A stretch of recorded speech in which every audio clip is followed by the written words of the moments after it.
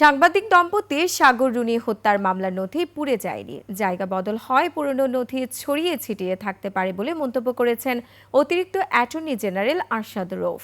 নথি পুড়ে গেছে দুপুরে হাইকোর্টকে এমন তথ্য জানানোর বিষয়ে দ্বিমত পোষণ করে প্রেস কনফারেন্স করেন তিনি। এদিকে সাগর রুনির আইনজীবী শিশির মনির জানান, মামলার কিছু নথি গায়েব হয়েছে। রাষ্ট্রপক্ষ তদন্তের জন্য 9 মাস সময় চাইলে আদালত 6 মাস সময় মঞ্জুর করে 22 অক্টোবর দিন নির্ধারণ করে হাইকোর্ট। বিস্তারিত শাকের আরজু রিপোর্টে।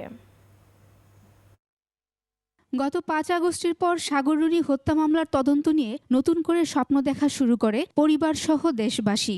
গত বছরের 30 সেপ্টেম্বর সাগর রুনি হত্যা মামলার রহস্য উন্মোচনের জন্য টাস্কফোর্স গঠন করে দেয় হাইকোর্ট। একই সঙ্গে তদন্ত শেষে 6 মাসের মধ্যে আদালতে প্রতিবেদন দিতে নির্দেশ দেয়া হয়। সেই 6 মাস শেষ হলে মঙ্গলবার তদন্ত কর্মকর্তা তদন্ত প্রতিবেদন নিয়ে আসেন হাইকোর্টে।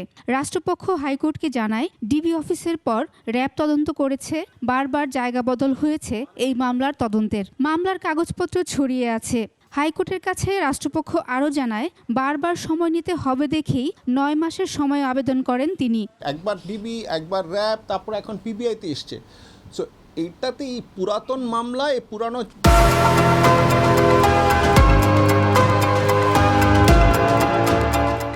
আমি যেটা বলেছিলাম কোর্টে, পুরানো বলতে বুঝিয়েছি আমি, নট পুরানো, এটা পুরাতন মামলা। এটা ইনভেস্টিগেশন করতে একটু সময় লাগবে। সে সময় বিভিন্ন গণমাধ্যমে প্রচারিত সাগর রুনি হত্যা মামলা নথি পুড়ে গেছে বলে যে খবর প্রকাশিত হয়েছে তা ভুল বলে মন্তব্য করেন তিনি।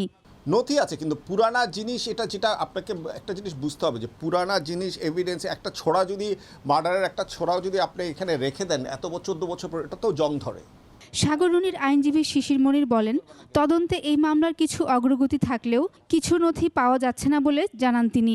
রাষ্ট্রপক্ষ একটু বলার চেষ্টা করেছেন যে অনেক কিছু ডিজেপিয়ার হয়ে গেছে, সিডি, ডিভিডি, কোন জায়গার কি হয়েছে, মিসপ্লেস হয়ে গেছে, যথেষ্ট জায়গায় নাই, এই সমস্ত কথা তিনি বলেছেন। কারণ আদালত প্রশ্ন করেছিলেন এত সময় কেন দরকার হবে।